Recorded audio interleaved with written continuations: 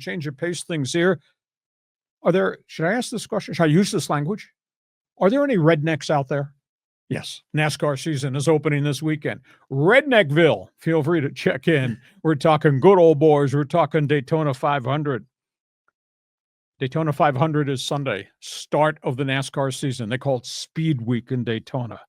It is so cool. This season opens with so many storylines aside from the race. This season opens up with an antitrust lawsuit right at the front door of NASCAR. As you know, and we've talked about this in the past, the way you race in NASCAR is you buy a charter from NASCAR ownership that allows you to take part in revenue sharing, etc. Year by year, NASCAR sells these charters to each of the 36 teams. Well, 2 teams this year said, we're not going to do it your way because we think the charters, so we can race, are too one-sided. You're making all the money, you're taking all the profits, you're limiting how we can generate revenue, and we're paying all the bills for our teams. Michael Jordan's 23X team and Front Row Racing, which has been pretty successful, are the 2 who said no. They hired Jeffrey Kessler, longtime antitrust lawyer. He sued the NFL and won. Hired Jeffrey Kessler. NASCAR said, you don't want to buy a charter? Fine, you're not a guaranteed slot. You got to come. You won't get any of the revenue share. You got to earn your way into the races. They went to court. And they said, we don't want that system, but we're willing to buy 2 charters that are up for sale. Tony Stewart Haas Racing folded at the end of the season. 2 of their charters were available. Jordan's team bought 1. Front Row bought the other. NASCAR said, you can't come in. You're not welcome. You can't buy those charters. They went to court. Kessler got an injunction. The federal judge said, you can't block these guys from buying the charters and then being part of qualifying, etc., and getting a guaranteed spot. So yesterday was qualifying for the Daytona 500 on Wednesday. An hour before they dropped the green flag for qualifying, NASCAR went back to court and got an injunction, asked for an injunction against Michael Jordan and against Front Row Racing. Judge has yet to rule on it. This is an ugly, ugly business, and they firmly believe that NASCAR is a bully, and they forced all these other teams to accept the new terms of the charter, which give them less revenue share. All the money goes to NASCAR and the France family. Less and less money and the TV contracts, et cetera, are going to the teams, and the teams are bearing all the expense. It's just an unbelievably ugly, ugly story. So that's one thing. And NASCAR, by the way, has got a problem with the good old boys who are running everybody into the wall at the end of these races, and teams trying to compete with each other, but at the same time setting up systems in the final couple laps to block guys so they can't win races.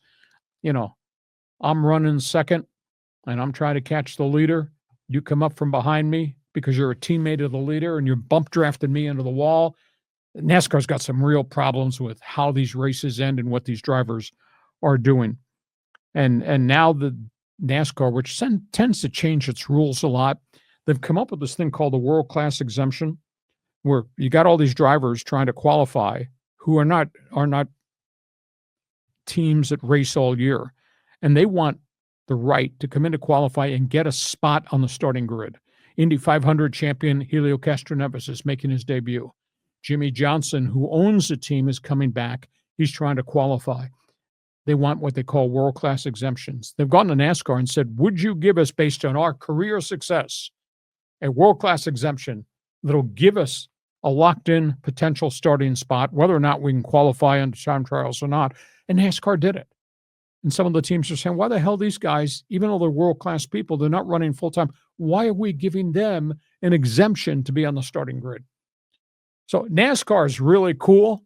NASCAR is great. Fans go crazy over NASCAR. NASCAR's got a lot of problems off the track right now. So, John, I'm waving the green flag on you. Go ahead. This is just silly. I mean, so they're giving lifetime exemptions to some based on their history in the sport, but they're blocking Michael Jordan and his team from participating. That's what they tried.